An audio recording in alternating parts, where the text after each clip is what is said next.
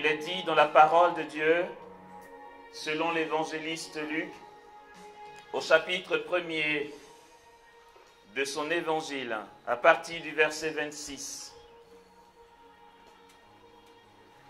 Il est dit ceci.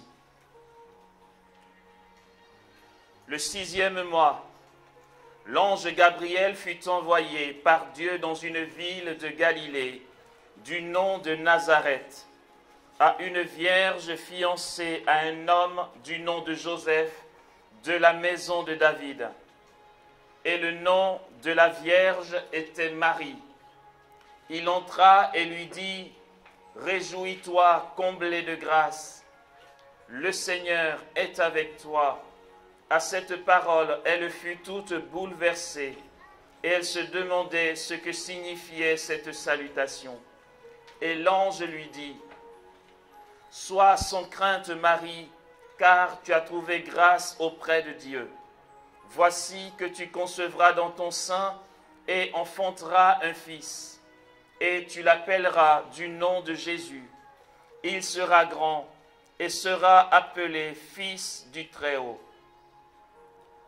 Le Seigneur Dieu lui donnera le trône de David son père.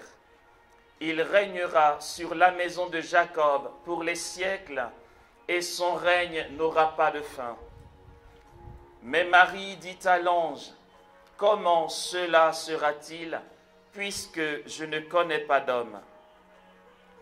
L'ange lui répondit, « L'Esprit Saint viendra sur toi, et la puissance du Très-Haut te prendra sous son ombre. C'est pourquoi l'être saint qui naîtra sera appelé Fils de Dieu. Voici qu'Élisabeth, ta parente, vient, elle aussi, de concevoir un fils dans sa vieillesse. Et elle en est à son 6e mois, elle qu'on appelait la stérile, car rien n'est impossible à Dieu. Marie dit alors, « Je suis la servante du Seigneur, qu'il m'advienne selon ta parole. »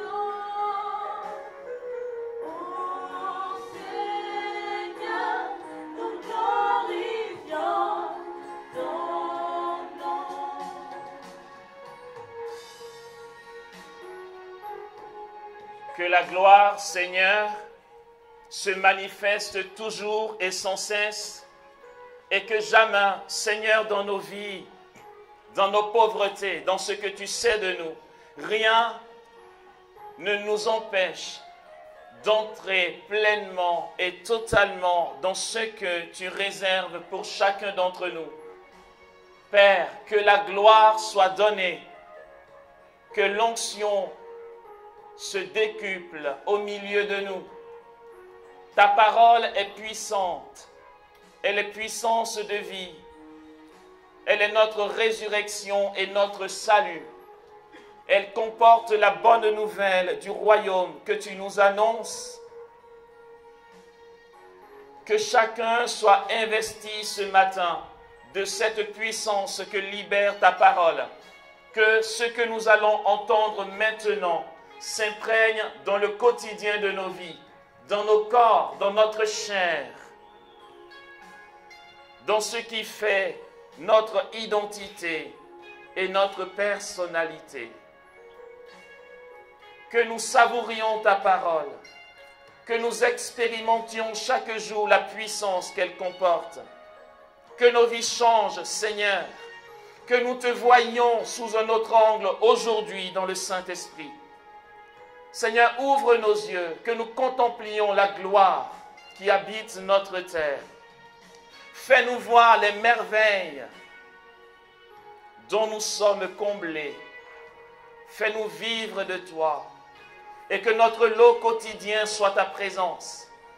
Seigneur, que jamais nous ne détournions les yeux de ta présence dans nos vies. Que notre trésor, notre centre d'intérêt, tout ce qui compte pour nous, soit ta présence. Apprends-nous, Seigneur, la vraie mesure de nos jours. Que nos cœurs reviennent à la sagesse. Et ainsi, ta main puissante pourra nous tirer des ténèbres dont nous sommes victimes. Toi, le Dieu de nos vies, le Seigneur de l'univers, c'est toi notre Père. Et ton royaume, parce que tu es notre Père, se rapproche de nous. Et tu l'établis face à chacun sans exception. Seigneur, tu nous donnes accès à la puissance de ton royaume. Tu nous donnes accès à la gloire de ton trône. Tu nous fais nous nourrir de tout ce qui sort de toi. Tu nourris nos âmes, nos cœurs, nos corps. Seigneur, tu nous envahis. Tu nous donnes, Seigneur, de connaître une vie plénière. C'est cela ta gloire. C'est cela la majesté de ton nom. C'est cela ton règne, Seigneur. C'est le cœur même de la révélation, Seigneur. C'est le but de la révélation. C'est pour cela que tu nous as aimés. C'est pour que, dès ici-bas, nous goûtions les trésors du ciel et qu'ainsi, nous aspirions de manière avide à demeurer éternellement avec toi dans le paradis. C'est à ça que tu m'appelles, Seigneur. C'est pour ça que j'ai été créé. C'est pour cette gloire, c'est pour cette couronne de gloire que tu as dit, Amos, viens à l'existence. C'est parce que tu as vu dans l'éternité ma présence bienheureuse en face de ton trône. C'est parce que tu me vois dans mon état de gloire. Seigneur, c'est pour la simple raison de ton éternité que tu m'as tiré du néant, de la poussière, et que tu as fait de moi ton fils, ton bien-aimé, celui en qui tu mets tout ton amour. Que l'Esprit me donne, que l'Esprit nous donne à chacun de nous ouvrir pleinement à cette abondance.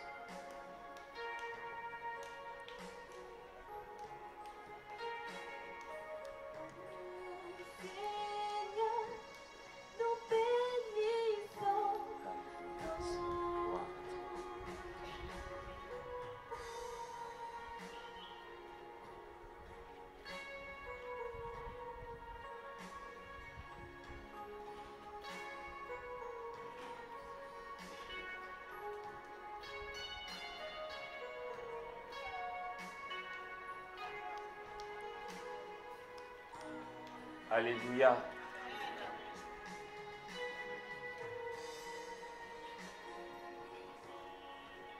Ce que le péché a introduit dans nos cœurs, l'aveuglement dû à la tâche du péché originel, nous empêche d'entrer dans une plus grande connaissance de ce qu'est Dieu et de ce qu'il veut pour nous. Nous n'avons pas connu l'amour si nous demeurons loin de Dieu.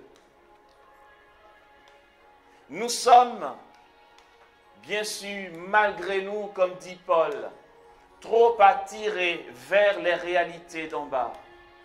Et ainsi, chaque jour est un gaspillage monstre.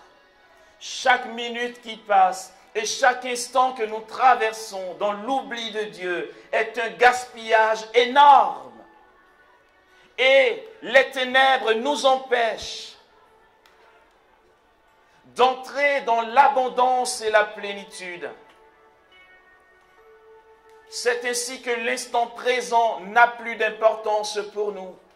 Et nous remettons à demain le don de nos vies que nous pouvons faire aujourd'hui à Dieu. Nous nous disons, on a le temps. Aujourd'hui, je n'ai pas envie de prier. Aujourd'hui, je veux prendre un peu de temps pour moi. Je prierai demain. Oh, je suis encore jeune. J'ai la vie devant moi. Et nous gaspillons du temps. Le Seigneur, dans toute la gloire qu'il veut nous donner, n'est pas dans le futur, qui est illusoire et inexistant dans notre temps. Ce que Dieu donne, c'est pour aujourd'hui et c'est pour maintenant. C'est pourquoi notre souci doit être d'invoquer la grâce en nous pour que nos yeux s'ouvrent, pour que nous découvrions réellement ce à quoi Dieu nous appelle et comment il aimerait nous combler. Nous gaspillons des instants, frères et sœurs. Nous gaspillons des instants d'éternité. Nous ne voyons pas le passage de Dieu. Nous ne comprenons même pas comment c'est possible que Dieu marche avec nous chaque jour. Et nous l'accusons d'être loin de nous. Et nous le soupçonnons de ne pas nous avoir vus. Et nous le traitons de Dieu qui a un choix de certains et non pas de tous. Mais si seulement nous comprenions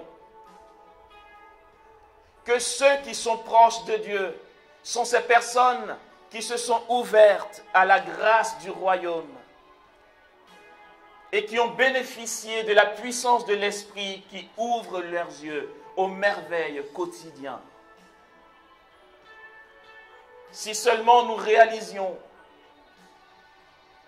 que tant que nous tombons dans l'oubli de Dieu, nous gaspillons la gloire pourtant à laquelle nous aspirons. La merveille de Dieu pour l'être humain est une communion d'amour incroyable et extraordinaire. Nous rejetons sur Dieu nos visions des choses. Nous interprétons Dieu selon notre vision des choses. Nous accordons à Dieu une image qui n'est pas lui. Parce que nous n'avons pas assez eu le souci d'entrer dans la révélation que confère notre baptême. Le Seigneur n'est pas ce que nous soupçonnons de lui. L'amour de Dieu pour nous est gratuit. Son amour est entièrement don. Le Seigneur s'oublie pour toi. Il se donne pour toi, pour que tu sois relevé et élevé. Son amour n'est pas intéressé. C'est un amour désintéressé. Et Dieu n'a pas peur d'aimer. Il n'a pas peur de se donner. Dieu n'a pas peur de se livrer à toi entre tes mains. Il te fait confiance. Et il prend le risque. Alors qu'il te sait pécheur. Alors qu'il sait que pécheur tu es né. Il prend le risque de se livrer entre tes mains.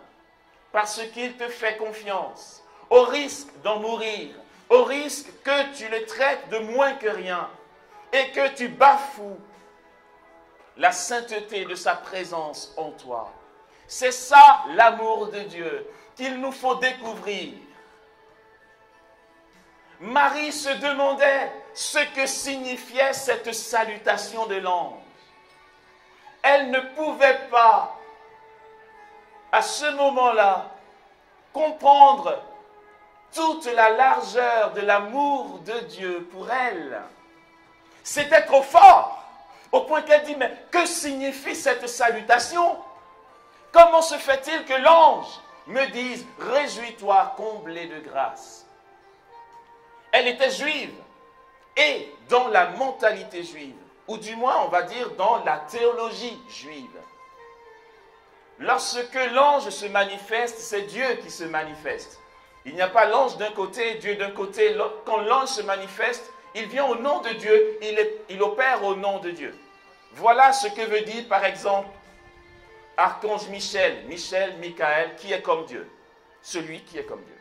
C'est à la fois une affirmation et une question. Et Marie dit, mais que signifie cette salutation?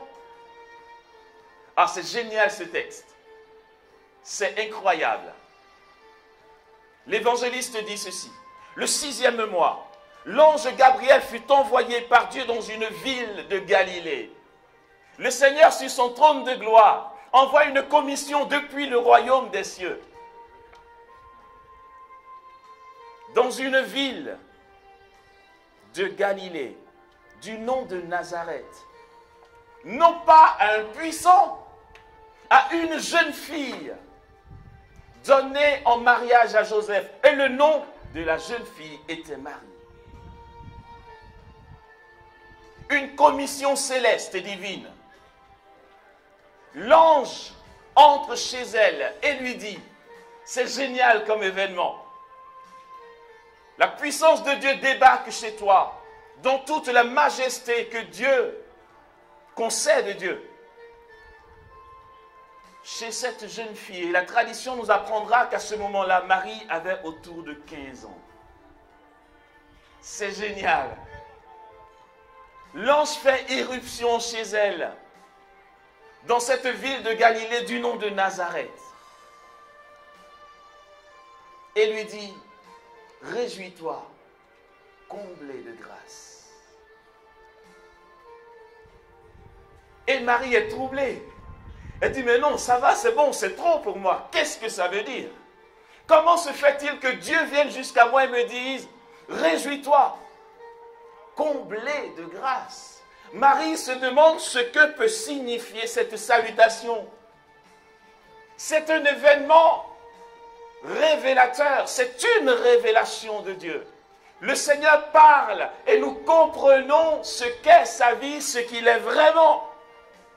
Et Marie est bouleversée au-dedans d'elle. Parce que c'est au-delà de ce que sa chair humaine, tant qu'elle était dans le temps, pouvait concevoir. À cette parole, elle fut toute troublée. Et elle se demandait ce que signifiait cette salutation. Et l'ange lui dit, sois sans crainte. En fait, tu as trouvé grâce auprès de Dieu. Voici que, je vais dire ça autrement, voici que tu vas même aller au-delà de ce qui te trouble. Tu es simplement troublé, simplement parce que je dis que tu es comblé de grâce. Mais, puisque tu as trouvé grâce auprès de Dieu, tu vas aller au-delà de ce débordement. Tu iras jusqu'à concevoir dans ton sein un fils. Tu lui donneras le nom de Jésus. Il sera Dieu. Il régnera sur les peuples. Alors Marie dit, non mais attends, là tu exagères, là ça devient trop, c'est pas possible. C'est pas ça, l'amour de Dieu. L'amour de Dieu c'est quoi? Il me donne une parole à travers la Bible, il me demande de pratiquer la religion, et puis si je ne pratique pas, je vais me faire fouetter. En fait, Dieu c'est le puissant, il faut que j'obéisse, sinon je vais tomber dans une misère sur la terre, je n'aurai pas la chance dans ma vie, et puis je ne vais pas connaître la bénédiction. C'est ce que l'on sait de l'amour de Dieu. Marie dit, mais c'est pas possible, mais comment cela peut se faire? Et la réponse est aussi énorme. L'Esprit Saint viendra sur toi. Et la puissance du Très-Haut te prendra sous son ombre.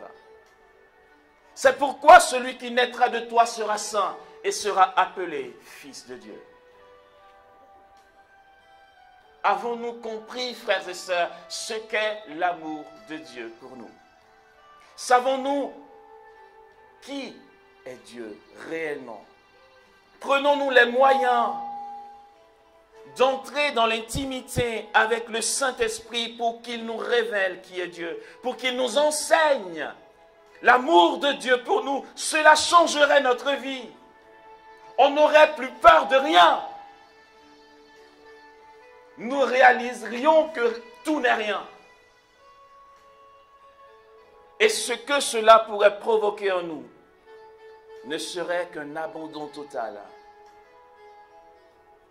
Et l'on peut se dire, et on cogite souvent, si Marie avait dit non, que se serait-il passé? Comment voulez-vous qu'on dise non face à une telle déclaration d'amour? Comment voulez-vous qu'elle cogite? Comment voulez-vous qu'elle résiste à un tel amour qui la bouleverse? À une parole sur son éternité, à la grandeur de Dieu qui est en contraste avec sa pauvreté et sa petitesse. Comment voulez-vous que n'éclate pas dans les lignes qui suivent le Magnificat de Marie, qui est mu par ce passage de Dieu, qui est désormais tabernacle vivant du Dieu vivant? Comment voulons-nous que Marie résiste à une telle déclaration d'amour?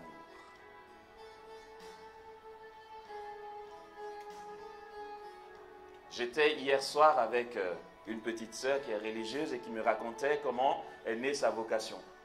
Quand elle a senti l'appel, elle a été rebelle.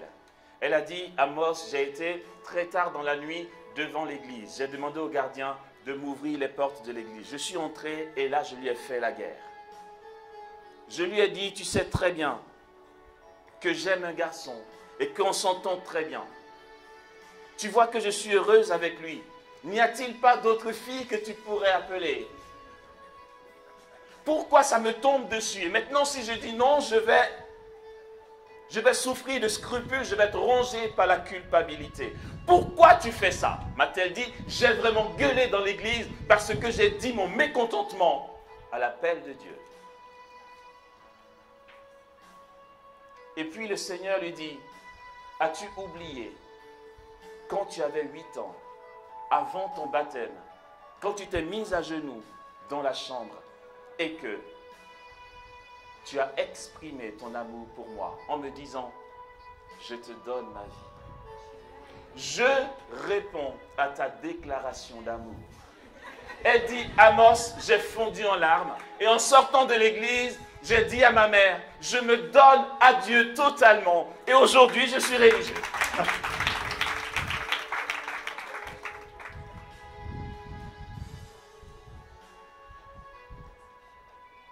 Nous souffrons de maladies d'amour notamment.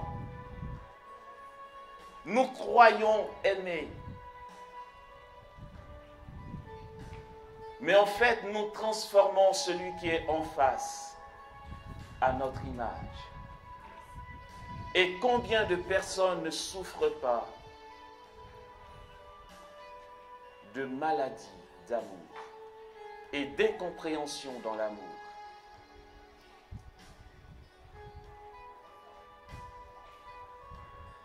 Et de blessures.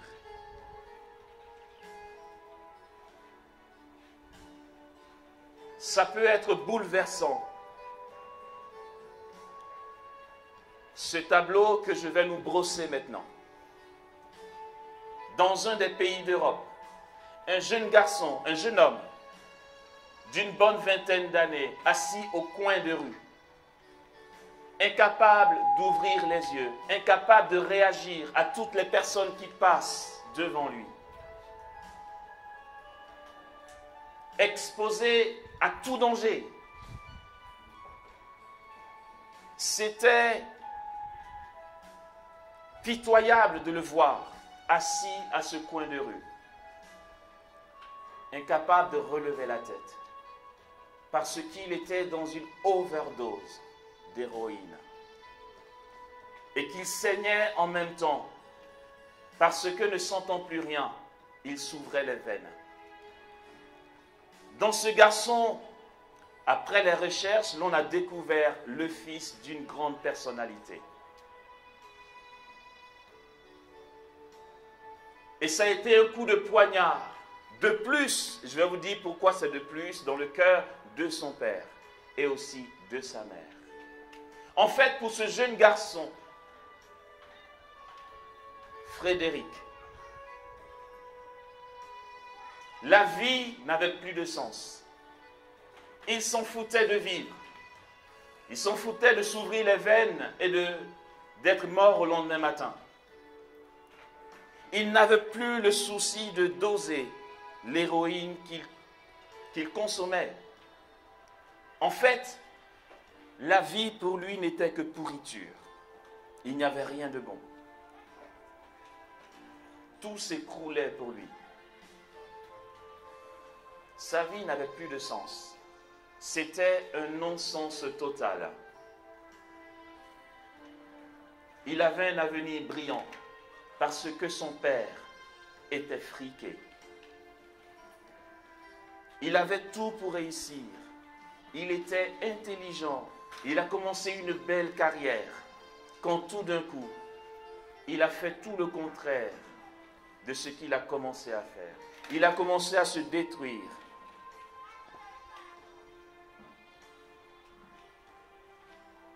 Pourquoi? Parce que quelqu'un dans son entourage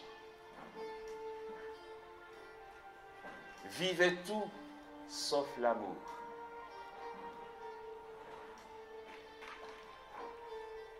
Depuis que sa mère a connu une aventure avec un jeune homme, 10 ans de moins qu'elle,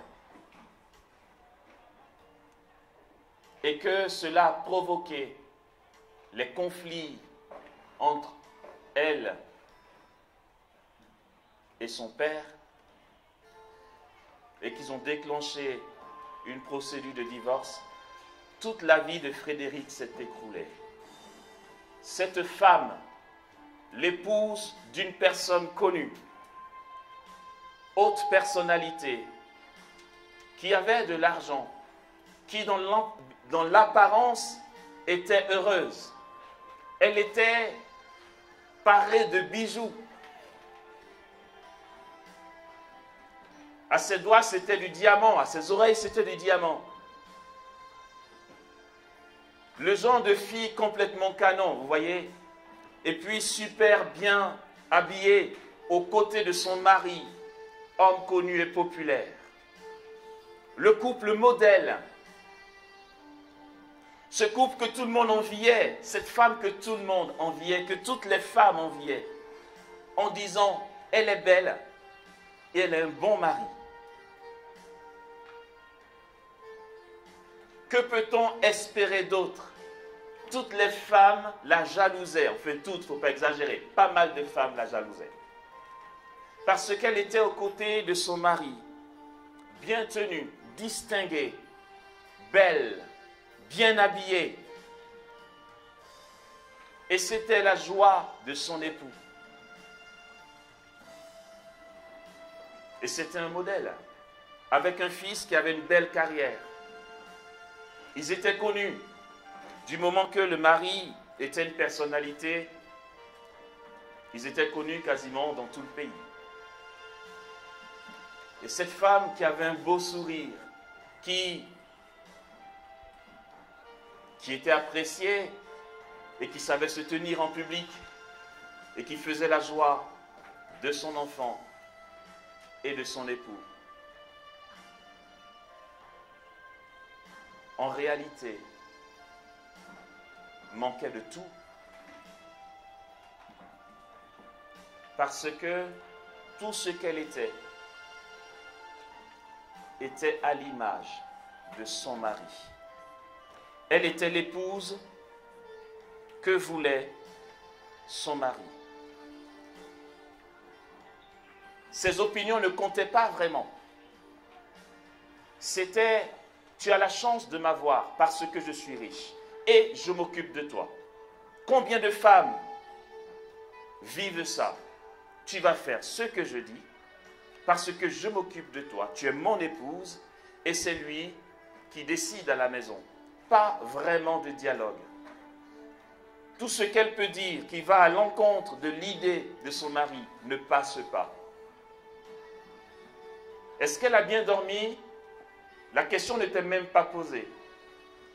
Son rôle c'était d'être l'épouse parfaite dans l'apparence, pour la gloire de l'homme. Il a transformé sa femme à son image à lui. En fait, est-ce qu'il l'aimait? Il s'aimait lui. Et pour son orgueil et sa réputation, elle était appelée à refouler ses ressentiments, tout ce dont elle avait besoin, pour que lui, ses amis disent, ton épouse est vraiment comme il faut. Jamais, après le mariage, elle n'a entendu son mari lui dire, chérie, je t'aime. Pourquoi? Parce que cet homme orgueilleux, qui n'avait Dieu que pour son argent et pour sa popularité, se serait senti faible de dire le fond de sa pensée à son épouse. On le dit dans la société. Ne dis pas trop à ta chérie que tu l'aimes. Ne lui montre pas ta vulnérabilité et ta faiblesse. Ce serait pour elle l'occasion de te monter dessus. Et lui, en bon mec, qui avait besoin de montrer aux autres qu'il assure, ne pouvait pas accepter cette humiliation selon lui, de dire à une femme qui est appelée à lui être soumise, je t'aime, ou pardon, ou je me suis trompé. Ça n'existait pas dans le couple. Et cette femme se disait, c'est mon appel et c'est ma vocation, c'est mon époux, il va falloir que je fasse avec. C'est ma vie. Après tout, n'est-ce pas de grands biens? Après tout, n'est-ce pas une voiture de luxe avec des vêtements de luxe? Pourquoi je serais si exigeante? Il va falloir que je fasse avec. Et elle aussi, inconsciemment, refoulait ses sentiments. Mais elle n'était pas heureuse. Mais les autres femmes lui disaient, qu'est-ce qu'il t'aime ton mari pour te gâter de la sorte? Mais elle ne connaissait pas l'amour.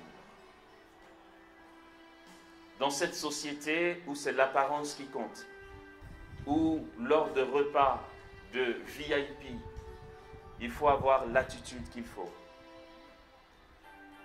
au risque de mourir intérieurement. Elle s'était forgé un caractère pour tenir. Elle avait eu des plis, mais personne ne pouvait le savoir. Parce que même dans ses conversations avec les autres, elle ne laissait rien paraître. Elle disait, il faut que je rentre, mon époux m'attend. Ah oui, je suis heureuse avec lui. Parce qu'effectivement, il me donne beaucoup de cadeaux.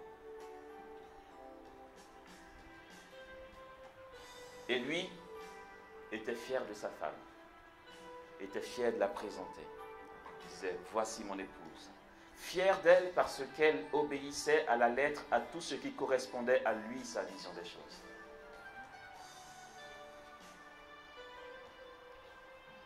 Quand on comprend l'histoire,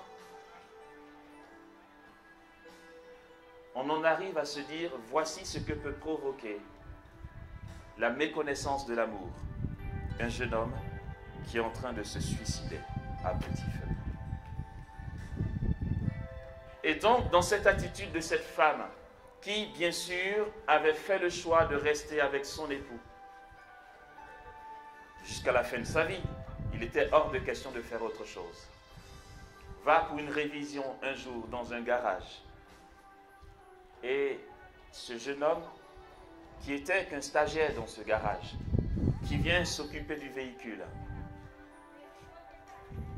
est plein de vie, avec des yeux pleins de vie, un beau sourire, qui était très ajusté et très attentionné. Elle disait, je devais apporter mon véhicule à 10 heures, mais j'ai un retard, je suis désolé pour le programme, je viendrai seulement 1 heure après. Et il disait, très bien, c'est pas grave, quand vous êtes là, appelez-moi.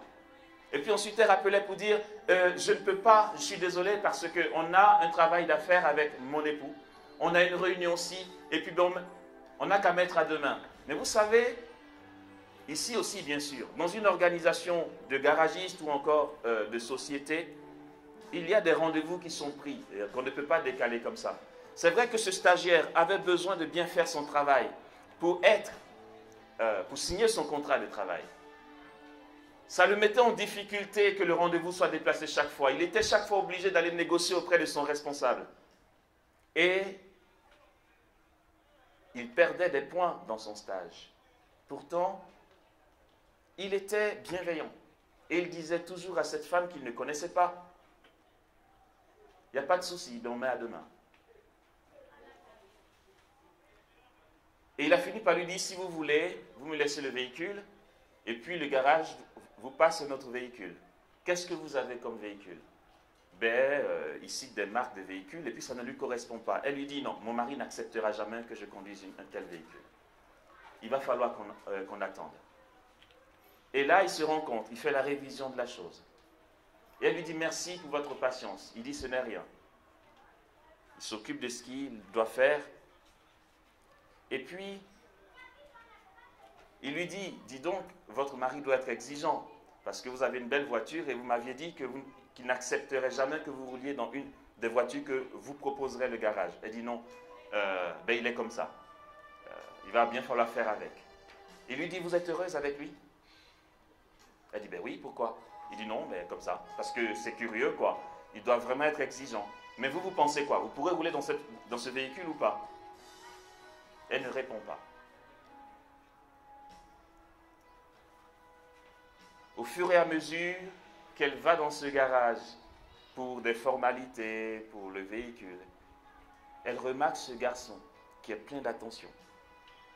Il a 10 ans de moins qu'elle. Il est stagiaire, il n'a pas de situation. C'est le genre de personne que son mari aurait traité de moins que rien de la société. La femme ne comprend pas pourquoi elle craque pour ce jeune garçon. Elle dit, mais c'est pas possible, je deviens folle. Et puis une relation naît entre eux. Elle ne peut pas en sortir. Parce que c'est comme si pour la première fois de sa vie, elle était considérée. Elle avait en face d'elle un regard qui était posé sur elle pour elle-même. Et non pas un regard de possession, un regard qui ne soit pas chaste. Et elle avait conscience qu'elle était mariée, qu'elle appartenait à un homme d'une renommée nationale et qu'elle ne pouvait pas faire ça, mais incapable de dire non à cette relation. Parce que son cœur, depuis longtemps, a désiré être aimé. Quand cette relation est née, elle entendait pour la première fois depuis très longtemps, vous êtes belle.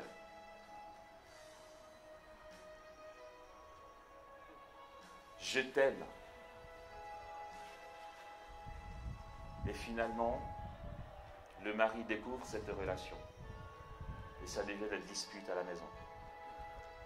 Et depuis de longues années de carapace et de masques, elle va finir pour lui dire pour la première fois, tu ne m'as jamais aimé. Tu m'as utilisé comme un objet. Tu t'es servi de moi pour ton apparence. Je ne suis pas heureuse avec toi. Et lui entendait aussi tout ça pour la première fois. Sa rage a augmenté et elle aussi ne voulait pas se laisser faire. Et c'était que des bastons à la maison. Et quand le fils, qui était dans un autre pays, entendait que ses parents étaient en instance de divorce et que c'était que des disputes à la maison, pour lui, le monde s'écroulait. Parce qu'il ne connaissait pas cette facette de ses parents. Il n'avait jamais soupçonné que sa mère serait malheureuse et que son père était un profiteur finalement. Il voyait en face de lui un couple parfait, papa et maman, qui s'entendent, il y a du fric à la maison. Et il continuait ses études. Bon garçon, à qui on n'a pas reproché grand-chose, poli, bien à sa place. Mais pour lui, le monde qui se construisait était en train de s'écrouler. Et il découvrait toute la vérité. D'une part, sa mère en qui il avait confiance, qui avait osé avoir une relation avec un jeune garçon, 10 ans de moins qu'elle en plus, et qui n'a même pas une bonne situation. Comment a-t-elle pu oser vivre une telle humiliation pour la famille et pour elle-même? Son fils ne pouvait pas comprendre. Et que ses parents divorcent. Le monde s'écroulait pour lui.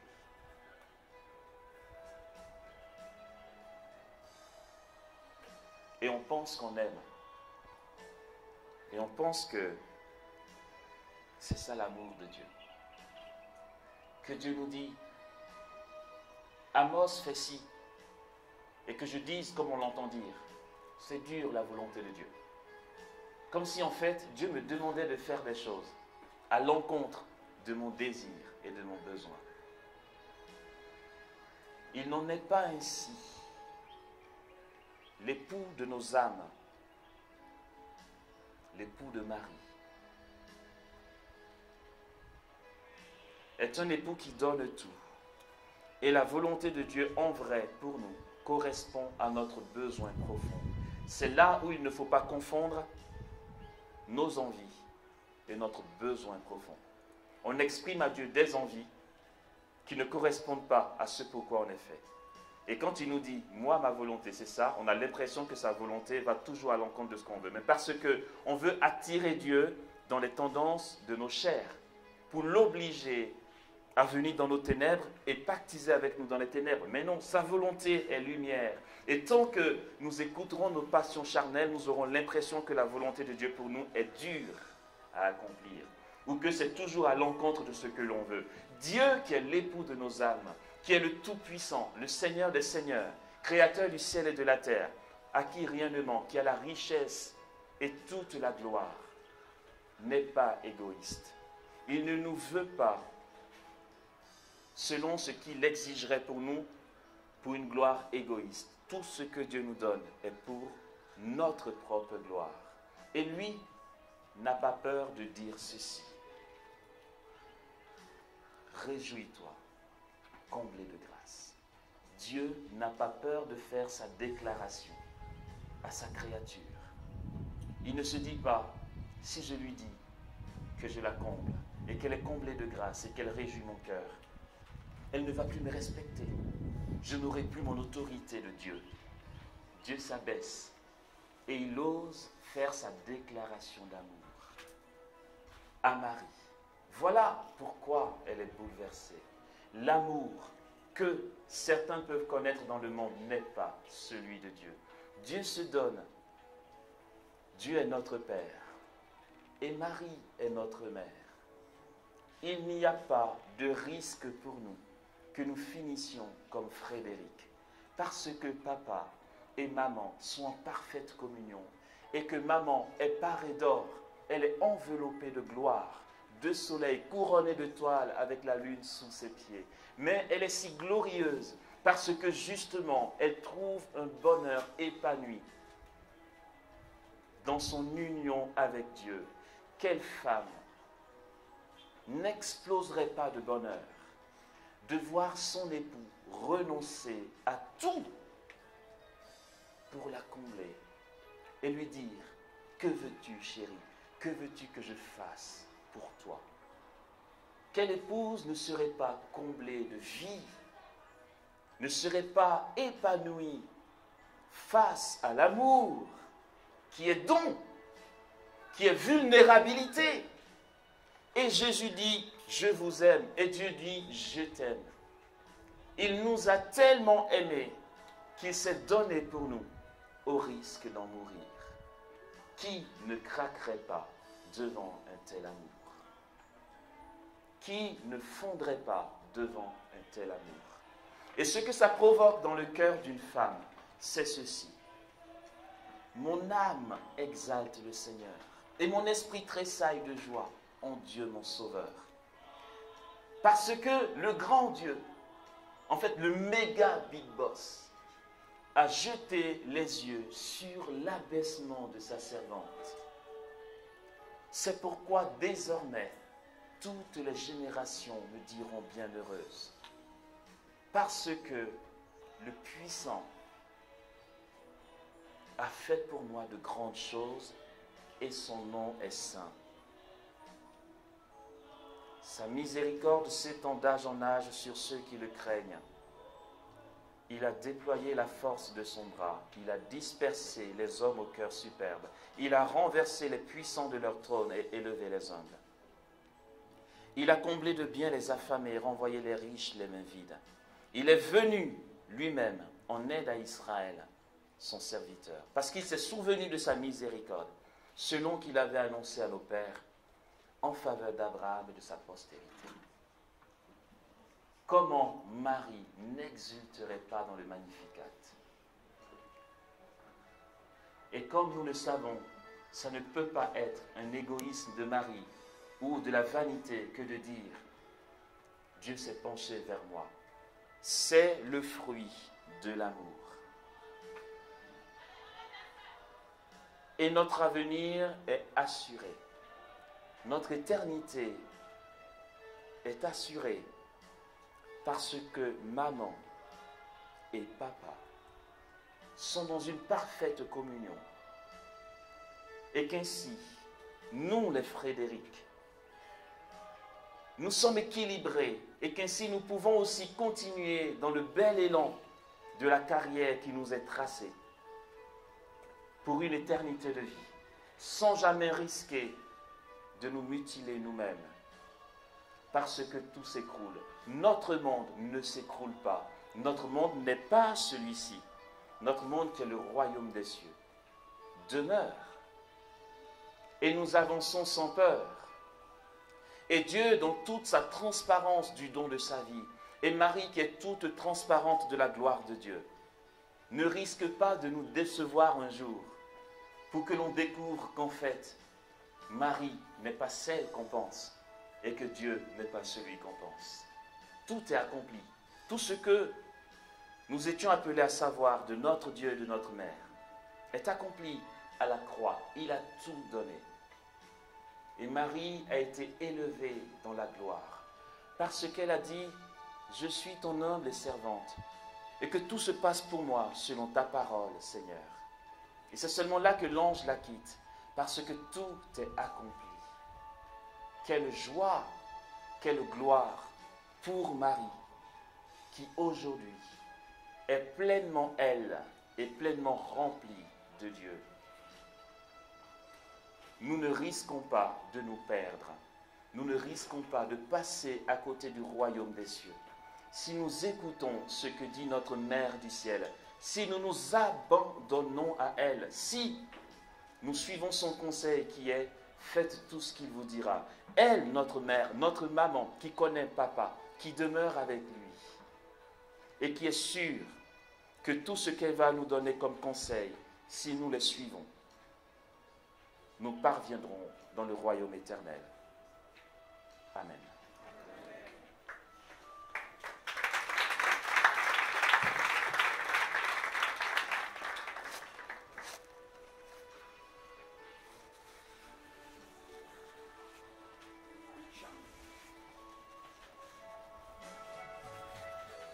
Bien.